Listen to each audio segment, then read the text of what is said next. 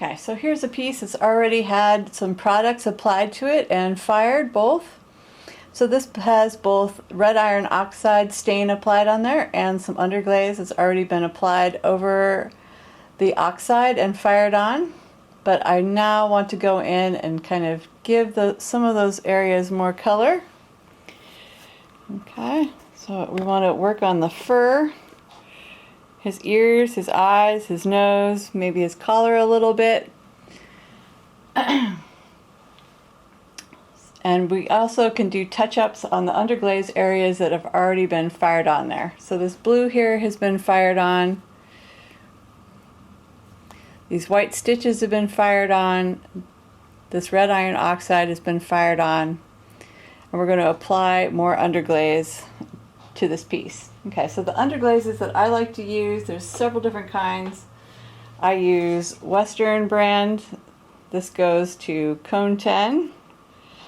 Okay, that means that you can fire it at more ranges than cone 10, but if you want to fire your piece really high, this will usually go all the way up to cone 10. Sometimes some of the colors like yellow or pinks or some of the more fragile, lighter pastel colors, they might fade a little bit in a really high reduction firing, but most of the kind of the plainer colors, the neutrals, some of the stronger reds and oranges and things like that, and greens especially, they should work pretty well in cone 10. Other things I like to use, I use a lot of Duncan Easy Stroke cover coat, just a variety of like some Amico, they all mix together, so you don't have to really stick to one brand.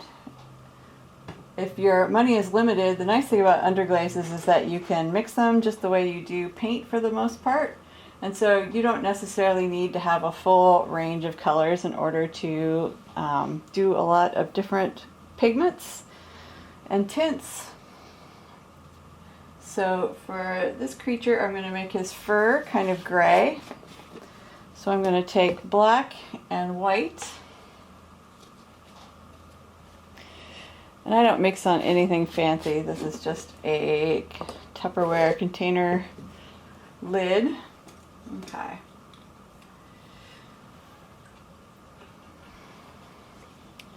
So when you're mixing with underglaze, it's kind of the same rule that you use when you're mixing with paint, is you lay out your lighter color first and mix your darker color into it.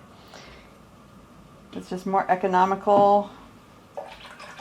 If you try to just lighten up any underglaze or paint by putting down the darker color first and mixing a lighter color into it, it takes forever.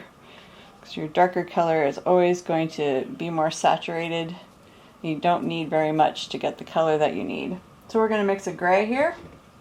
So I'm just going to mix a little bit of black into that white color. I'm going to get a gray. And I like to keep reusing palettes that I've used before, because sometimes I snatch little pieces off of the palette into my underglaze just to change the temperature or the hue just a little bit. Okay. So for this donkey, I think I want his fur to be a little more of a warmer fur color, so I'm going to take a little brown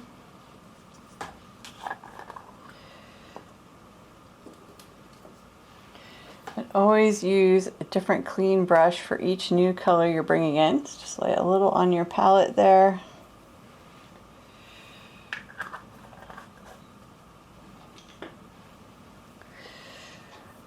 Take a little bit of that brown, bring it into my gray. Yeah, there, get a much nicer color.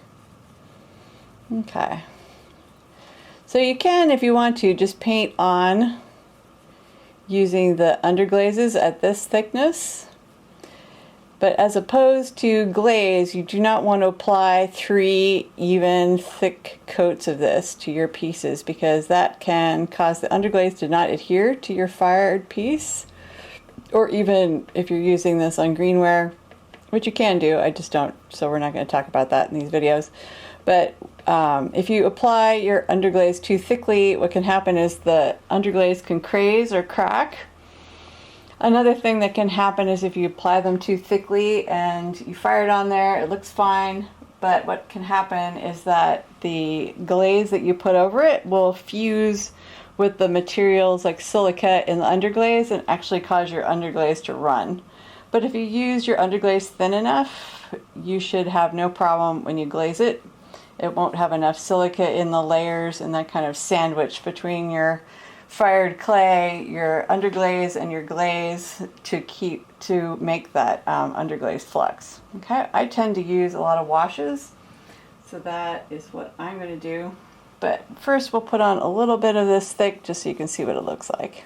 Okay, so this is just straight out of the bottle thickness, a little bit like yogurt. We're going to apply that on there. Okay, you cover up a lot of the oxide underneath there. Makes it kind of flat looking. As that dries, it's going to turn a chalkier color.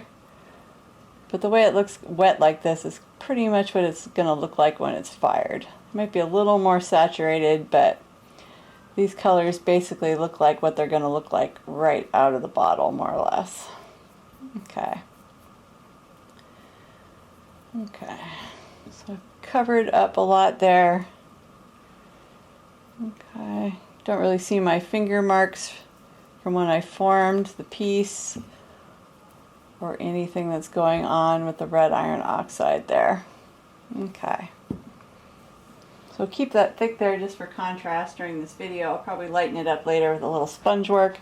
Let's go ahead right now and thin out our material here. Okay.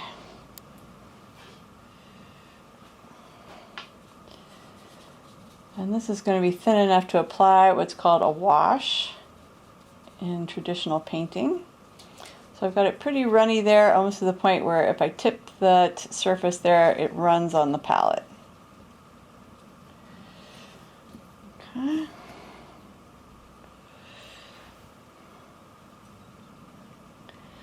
So go ahead and apply that on there. And you should see the surface underneath your brushwork as you're applying your wash. If you don't, then your pigment layer is still too thick. You need to water it down a little bit. So you should see little patches of the oxide and the texture of your bisque coming through as you apply a wash. Okay. There's also another technique you can use. First we can kind of take a look at our wash there. Yeah, it looks pretty nice. Okay. Another thing you can do is take your brush and just load it up with a little thicker pigment on a slightly drier brush. Okay. Okay. So this is a dry brush technique called scumbling. Okay.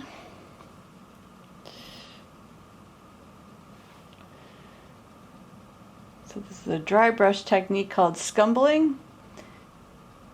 And I am going to take that brush and just kind of dry brush some color on there. Okay. And as the brush starts to lose pigment and get drier, then it kind of sands off that pigment. Okay. That's good if you're doing fur or you just want to highlight a few areas.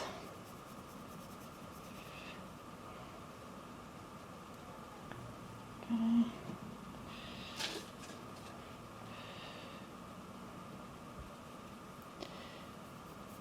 Okay.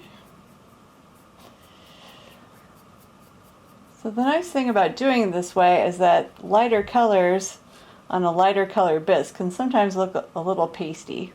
So the reason I've kind of developed this way of layering underglazes over oxides is it tends to give more of a contrast when you're applying pigment over it. So when you fire it, these colors tend to pop a little more and feel more saturated, even if it's a pasty kind of pastel color. So you can see that blue, which is quite light, I applied it over red iron oxide and fired it, and I've got a pretty good saturated color there, and I didn't have to use too dark of a blue in order to get that kind of nice block of color there. Okay. So from here, if we want to, we can take our clean sponge again.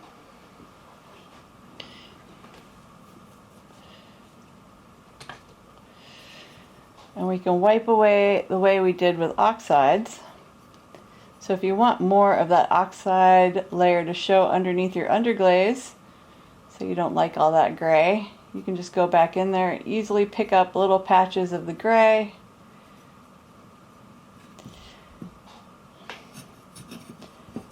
And just leave it in the deeper areas. Okay. Create some highlights and play up the texture of your bisque. Okay, I do things with a lot of finger marks or other textures, and this is really nice for kind of making those a feature of your fired work. Okay, so if I didn't like the big patch of color I applied back here, I can just take my sponge, take off a little bit at a time. Okay.